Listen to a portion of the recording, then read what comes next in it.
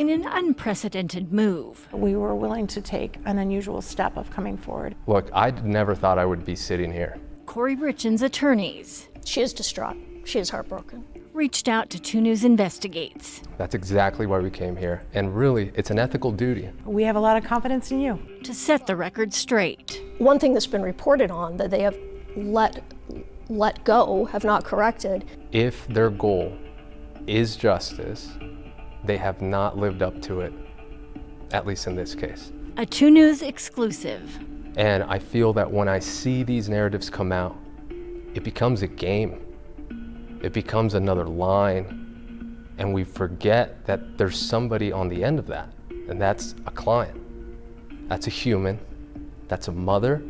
A Camas mom charged with murdering her husband. The narrative is that your client is the Moscow Mule murderer.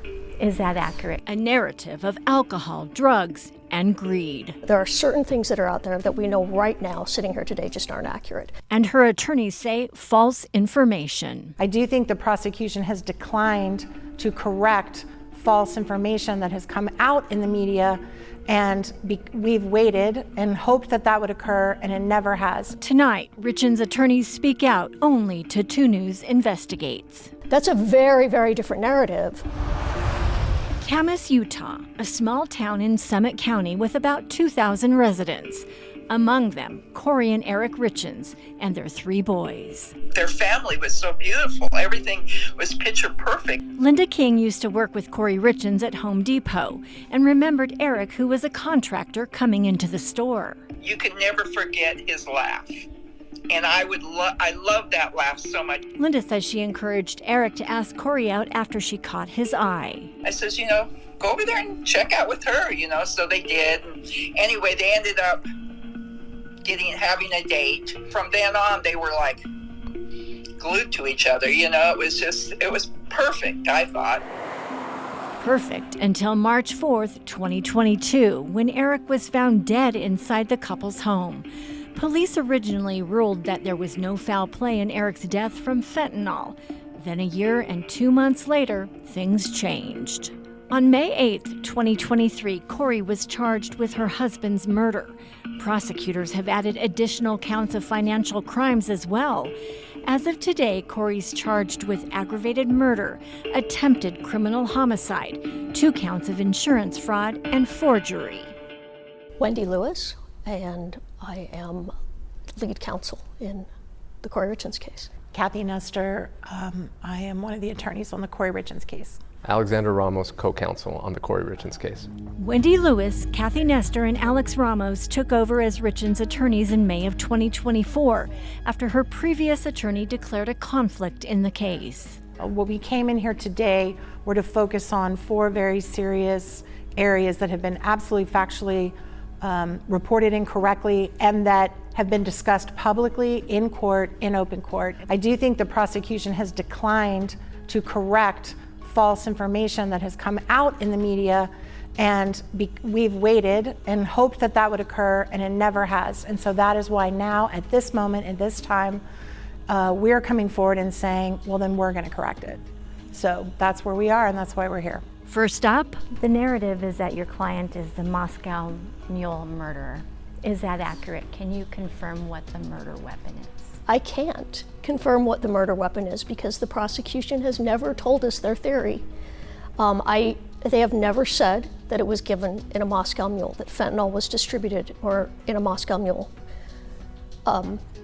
During the preliminary hearing, their lead detective was on the stand, and I asked him the question, sitting here today, do you know how Kouri Richins administered fentanyl to Eric Richins? And he said, no. The prosecution has never said that it was in a Moscow Mule. That came up because there was discussions, and I believe a statement by Ms. Richins early on, that she and her husband had drank a Moscow Mule before dinner.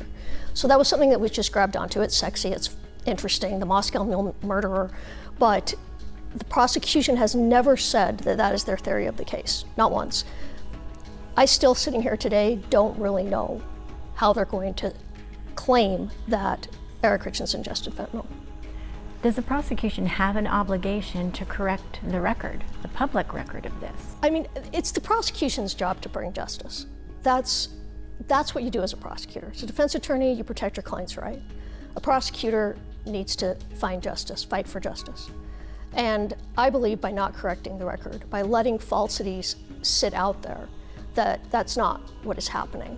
Now, we'll see what happens in the courtroom, but that, in our view, is something that they should have corrected. Can you confirm then that the fentanyl was administered in the Moscow Mule, given what you just said about the lead detective O'Driscoll? He couldn't confirm it, correct? We cannot confirm what their theory is. We believe Ms. Richins is innocent. And, we're not here to convince you or anyone else that she's innocent other than those 8 people that are in the box at the trial. Those are the people we need to convince that she's innocent. So that's not why I'm sitting here, but we do want what is accurate to be out there. A lot of it will come out at trial, but there are certain things that are out there that we know right now, sitting here today, just aren't accurate. And the Moscow Mule appears to be one of them. Now, since they have not ever said to us exactly what they think their theory is, I suppose we could be surprised at trial and they'll say, oh, it was the Moscow Mule after all. But they have never stated that in court, ever, or in any pleadings or in any way. The prosecution has painted your client as the Moscow Mule murderer. What is your opinion on that? The Moscow Mule has never been stated in open court as being used to cause someone's death. I'm not sure where the press came up with that, but the lead detective has testified under oath that as of now, he does not know how fentanyl arrived in Mr. Richins' body.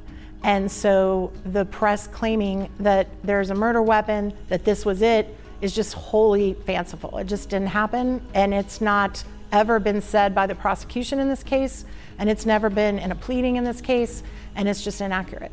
Second, was Kouri in financial distress because of her real estate business? Prosecutors have said at the time of Eric Richins' death, K. Richins Realty owed hard money lenders more than $1.8 million. Kathy, before this, was your client solvent?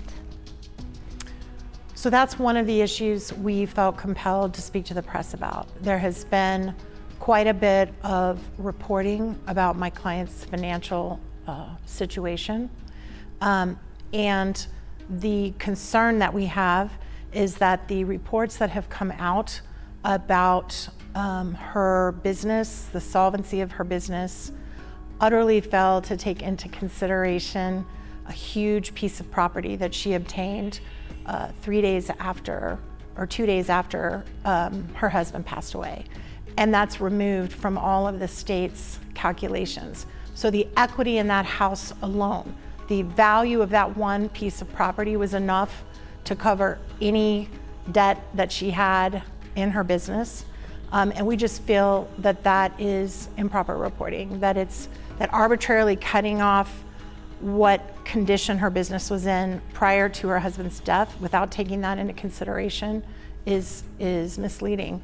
Furthermore, all of the reporting that is done only focuses on what we call debt service, not the actual value of the property she held. So that's completely being kept out. So it would be like if they said, Ms. Halloran, what is your net worth? And you left out your house. I mean, that's a piece of property is an asset and it has value, and that's never taken into consideration. And so we believe that that has also been misreported, and that's something we felt ethically compelled to come forward and correct. Third, life insurance. Well, another one that's out there is false is that she took out hundreds of thousands of dollars in life insurance on him shortly before he died. That's not true. She took out one policy that came in the mail, and it was one of those mailers we all get from our credit union saying, sign here for $100,000 free life insurance. Sign here for yourself, sign here for your spouse. You can get $100,000 free life insurance. That was sent in. She sent that in about a month before he died, 4 or 5 weeks before he died. All the rest of his life insurance, and he had a lot of life insurance, was all taken out by him long before that. And he knew of all the life insurance policies that were out on him. And we don't know if he knew of that last one. But in terms of her taking out a life insurance policy on him, that's the only one, $100,000. So their motive, according to the state, is, oh, she took out life insurance, she was going to cash in on all this money.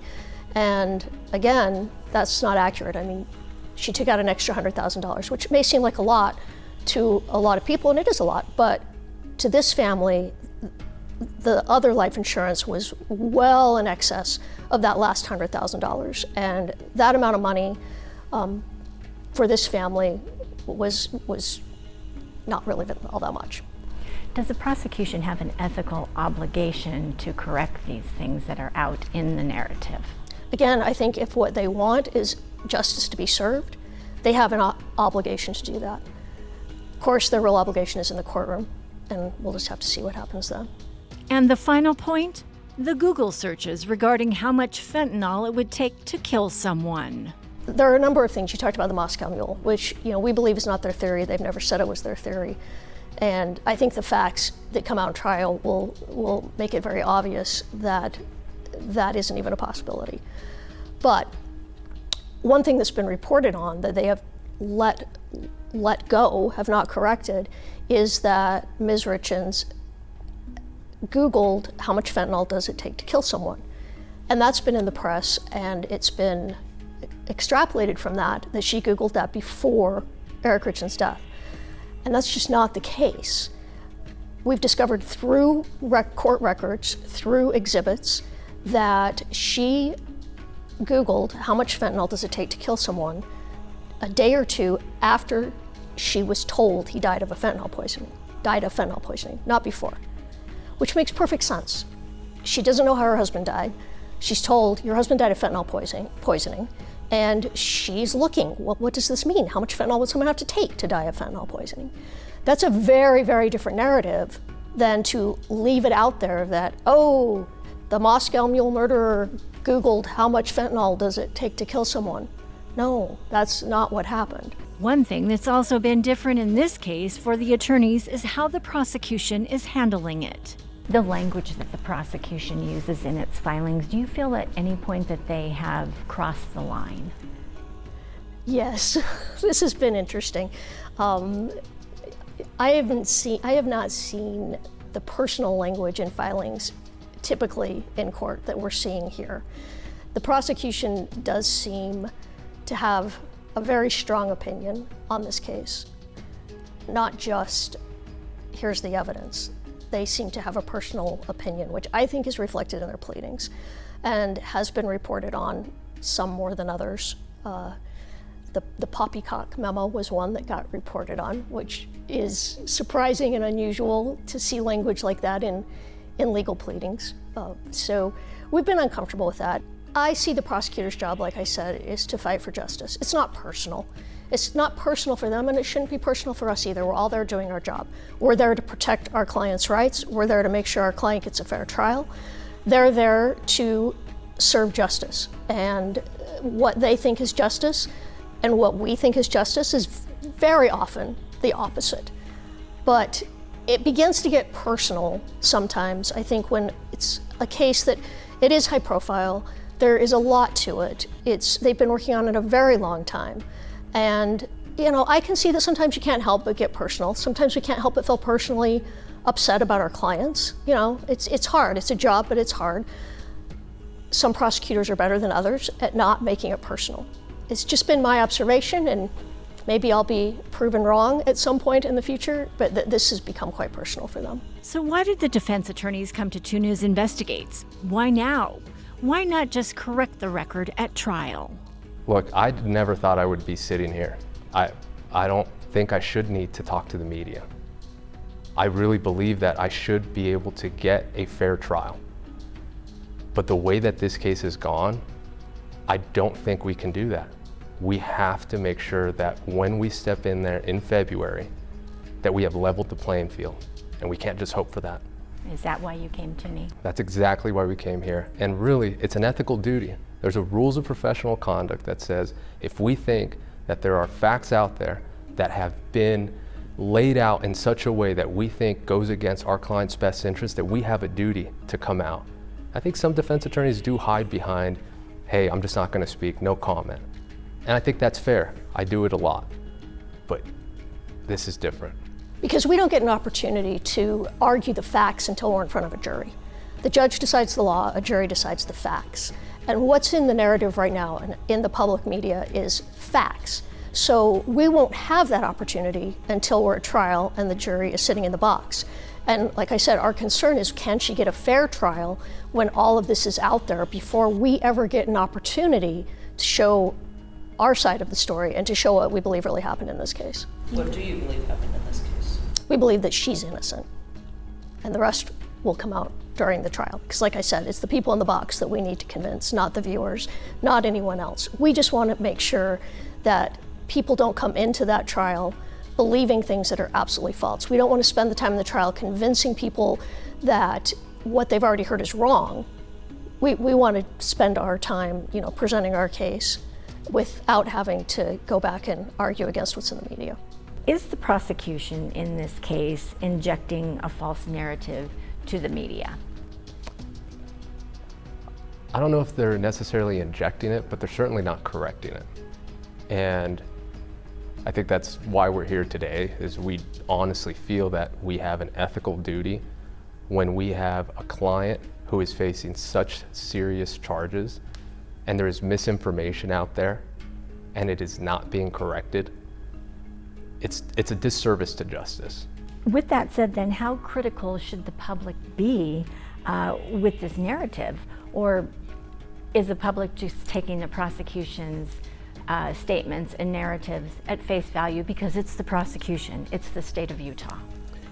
I think that's part of it. I think also it's easy because of the headlines to just go along with it. And when somebody who we trust, right, the county attorneys throughout this state, the district attorneys, we trust that they're going to make the right choices when they charge, but also it doesn't end there. It's also through the prosecution of a case. And with such a high profile case, I think the public needs to be even more critical, because if what's going on in this case goes on to a lesser degree in other cases that don't get the exposure, that don't have the appropriate resources, that's when our country starts to become in danger. And if I may ask you this, I'm not sure if you will answer, but has the Summit County Attorney's Office vilified your client? It's not their job to either vilify or create or make them insane, but it is their job to stick with the facts. And that's something that they have not done in this case, especially with how it's been portrayed in the media. If their goal is justice, they have not lived up to it, at least in this case. Why reach out to 2 News Investigates? I don't know. I mean, we have a lot of confidence in you, and we're hoping that you can get the word out, and that it's kind of the one pebble in a pond, right?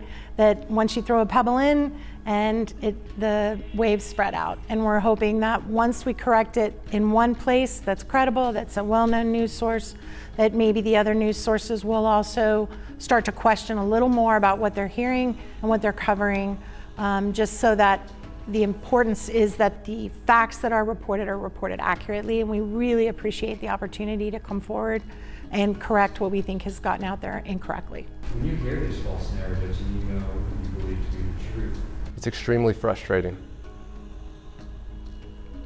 I think being a defense attorney, being a judge, a bailiff, it feels routine.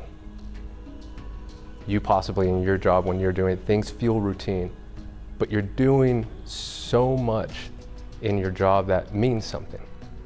And it's no different in the courts. We walk in, we joke around, we know everybody. At the end of the day though, we're doing something very special in there, every single hearing, and especially when we're in trial. And what we're doing is we're upholding the Constitution. And that's a very high bar. And I feel that when I see these narratives come out, it becomes a game. It becomes another line. And we forget that there's somebody on the end of that. And that's a client. That's a human. That's a mother. And it does really frustrate me. is Kouri aware of these narratives, and how did she handle what you claim is misinformation being spread about her? She is distraught. She is heartbroken. This has been very, very difficult for Ms. Richins. She's been in jail now for over 2 years on these charges and doesn't have an opportunity to really tell her story until we're in trial. So yes, it's been very difficult on her. I asked Summit County Attorney Margaret Olson and Chief Prosecutor Brad Bloodworth for an on-camera interview for this report. I received the following statement. We are aware of the recent filings submitted by the defense. We will address all matters related to this case through the legal process rather than in the media. Our formal response will be part of the public record next week. We ask that this comment be included in your report to ensure our position is accurately represented and the reporting remains balanced.